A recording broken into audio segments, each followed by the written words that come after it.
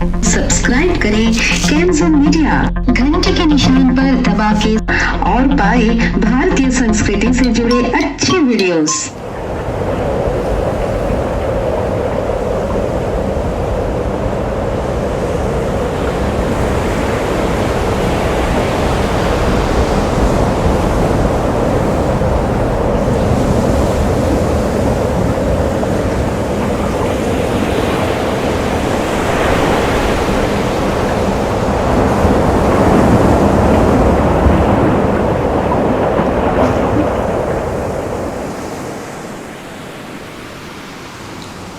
विशाल जी नमस्कार। नमस्कार। सर्वप्रथम तो आपका कैमजो मीडिया में स्वागत है।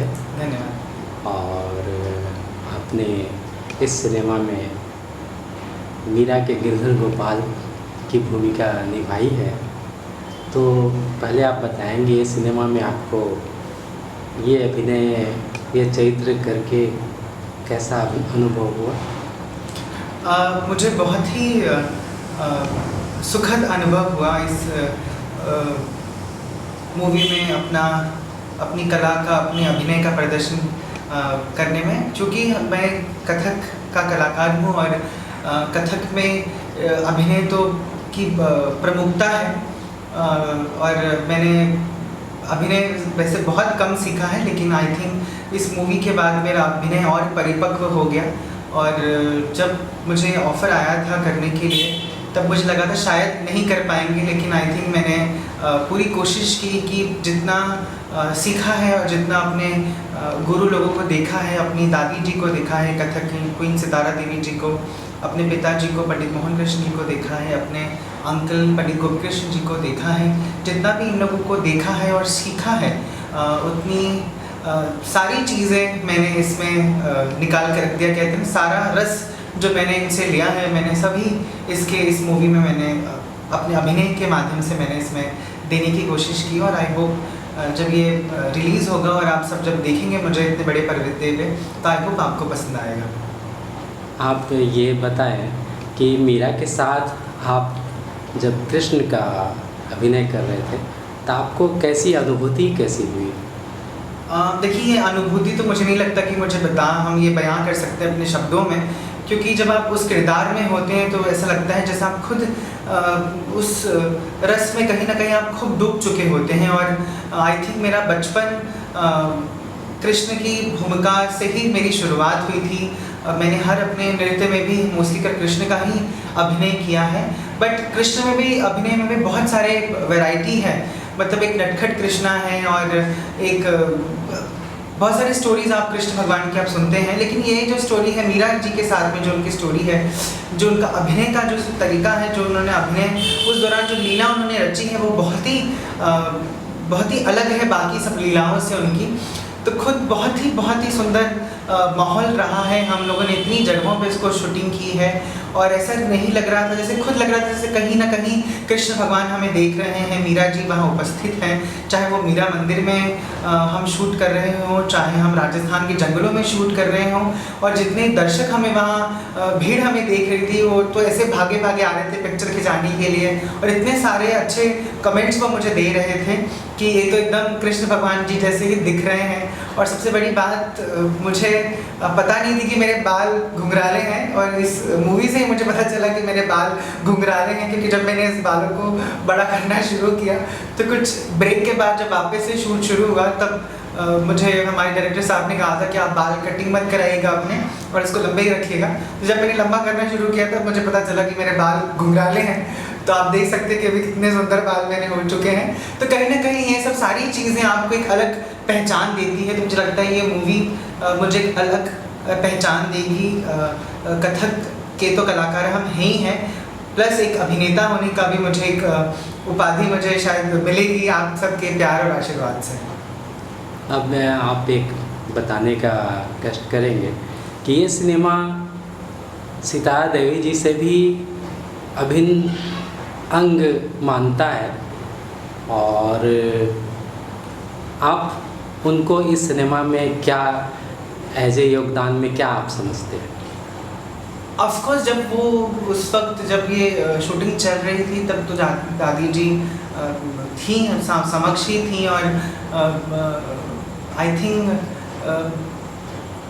अगर उन्होंने मुझे बम्बई नहीं बुलाया होता तो शायद ये मुझे कार्य नहीं मिलता, क्योंकि उन्होंने मुझे बम्बई बुला लिया था बहुत समय पहले, और एक समारोह के दौरान मुझे हमारे डायरेक्टर साहब ने मुझे वहाँ देखा था और फिर मुझे वहाँ पे बस देख लिया था, और शायद सितारा जी से उनकी बात भी हुई थी कि कृष्ण के लिए हम ढूंढ रहे हैं, ऑडिशंस चल रहे हैं।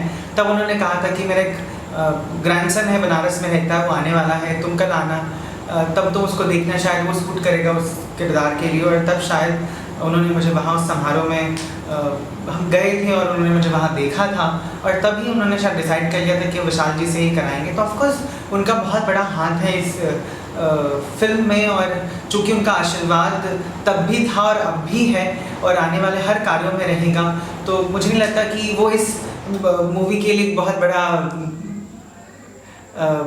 पात्र हैं इसमें, क्योंकि उनकी वजह से ही ये सब चीज़ें पॉसिबल हो पाई है। तो जाते जाते आपसे इस सिनेमा के लिए शुभकामना संदेश। मेरी बहुत सारी शुभकामनाएं हैं इस मूवी को, और कुछ लोग ऐसे होते हैं जो बिहाइंड द सीन्स बहुत काम करते हैं, बट दिखते किरदार जो होते हैं, चूँकि हम उनको ही मुख्य भूमिका में रखते हैं, तो दिखते ही जो है उनको ही तो आप देख पाएंगे बड़े पर्दे पर, बट जो पीछे मूवी के काम करते हैं उसमें तमाम इतनी बड़ी यूनिट है। तो मैं सभी को तहे दिल से धन्यवाद देता हूँ, हमारे डायरेक्टर साहब को, प्रोड्यूसर साहब को, हमारे बहुत सारे सुंदर कैमरामैन थे वहाँ पे, हमारे मेकअप आर्टिस्ट, हमारे सारे वॉलेंटियर्स, असिस्टेंट डायरेक्टर, एवरीबडी। तो हम सबको बहुत बहुत बहुत शुभकामनाएं देते हैं, और स्पेशली इतना सुंदर जिन्होंने म्यूज़िक संयोजन किया है पंडित श्यामदास मिश्र जी को, क्योंकि वो उस वक्त थे जब ये मूवी बन रही थी, तो उनका भी कहीं ना कहीं इसमें बहुत बड़ा योगदान रहा है।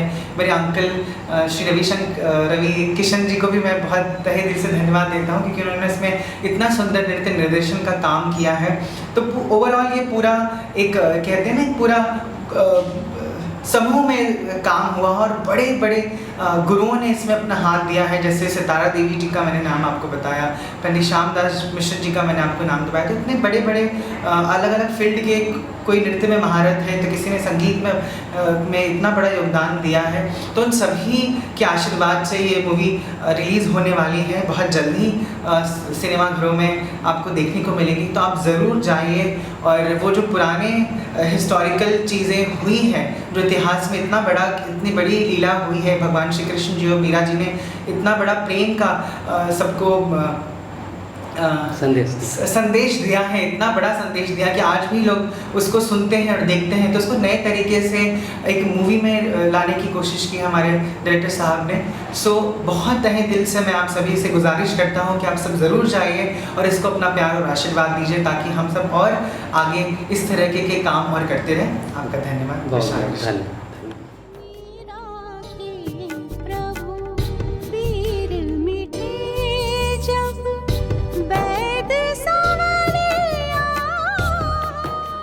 पर क्या गुजरती हैं?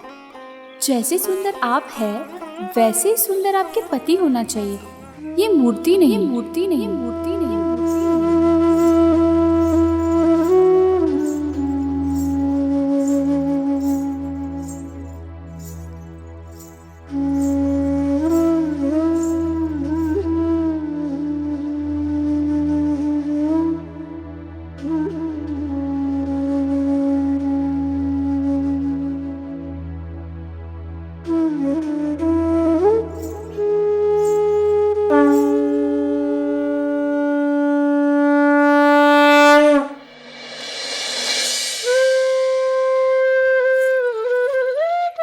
जैसे सुंदर आप हैं, वैसे ही सुंदर आपके पति होना चाहिए।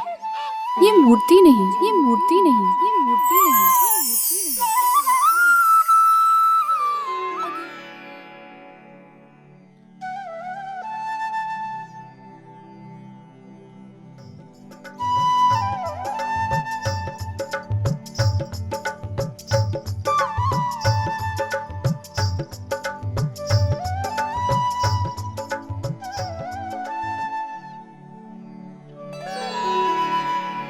हो रे